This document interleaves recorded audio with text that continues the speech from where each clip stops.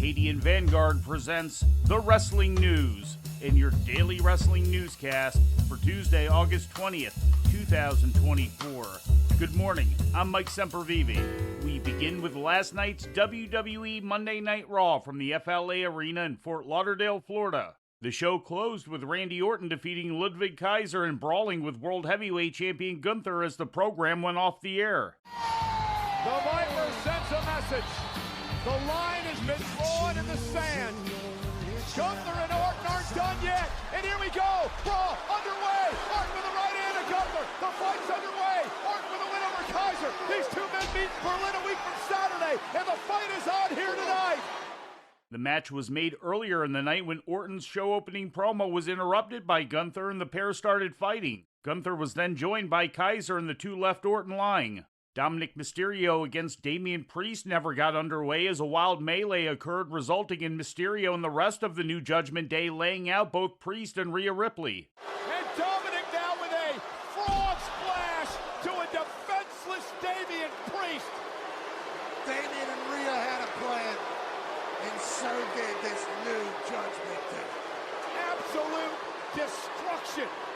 From the New Judgment Day to the former members Priest and Ripley. Like ravenous, ferocious, feral dogs, the Judgment Day has made its mark. CM Punk and Drew McIntyre engaged in a war of words, which included McIntyre accepting Punk's challenge for a strap match at Bash in Berlin. You challenged me to a strap match. I have a question. I'm 100% serious right now. Have you started drinking?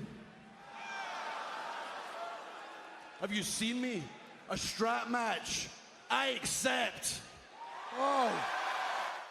WWE Women's Tag Team Champions Isla Dawn and Alba Fire retained their title in a three-way match involving the teams of Zoe Stark and Shayna Baszler and Kairi Sane and Io Sky. In other results, Sheamus defeated Pete Dunne. Bronson Reed beat The Miz in a no disqualification match. Odyssey Jones teamed with The New Day to defeat Karrion Kross and the Authors of Pain. And the match between Maxine Dupree and Ivy Nile was thrown out when the Wyatt Six appeared and attacked Nile, Chad Gable, and the Creed brothers.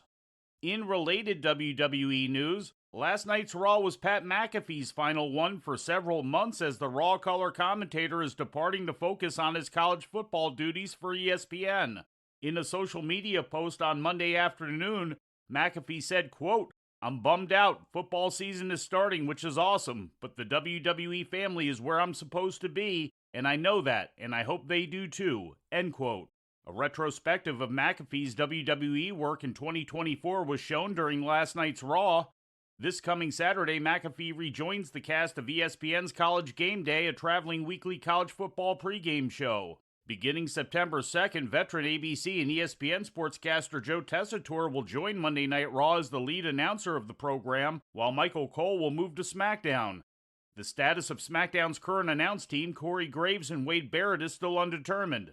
The changes in play-by-play announcers will be a temporary one. In January, Cole and McAfee will be a part of Raw's move to Netflix, while Tessitore will join SmackDown on USA Network.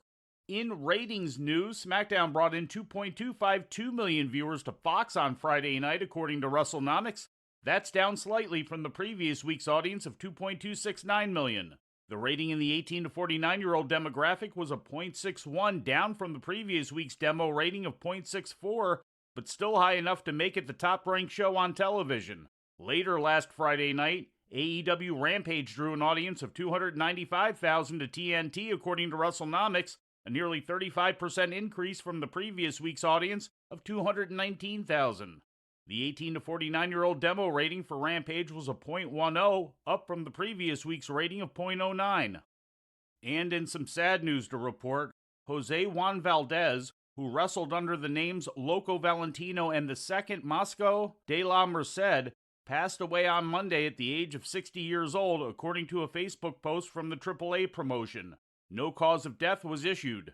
Merced began his career in the now-defunct Universal Wrestling Association, finding success under the name Loco Valentino, including winning the UWA World Lightweight title. Valdez would don a mask and become the Second Mosco de la Merced, and after moving to the AAA promotion in 1996, found success as a member of the Los Vipers faction, which won the Mexican National Atomicos Championship on several occasions. In 1998, he teamed with Fuerza Guerrera for a reign with the Mexican National Tag Team Championship. In 2004, Valdez lost a mask versus mask match to Heavy Metal and soon departed AAA, but stayed active on the independent scene, including for the Perros del Mal promotion alongside his longtime friend Psychosis 2. Once again, Jose Juan Valdez, who wrestled as Loco Valentino and Mosco de la Merced, passed away at the age of 60 years old. And before we leave you today, we'd like to remind you that however you consume your content, you can find the wrestling news 24 hours a day and 7 days a week across social media. On Twitter, follow us at Wrestling News AV. Our Facebook page is also Wrestling News AV. The Wrestling News can also be found on the Arcadian Vanguard YouTube page. And for those who utilize Amazon Echo devices, just tell Alexa to play the Wrestling News podcast. And remember to make sure you add podcast at the end. Once again, for daily updates, breaking news, and more, follow the Wrestling News across social media. And that's the news for today.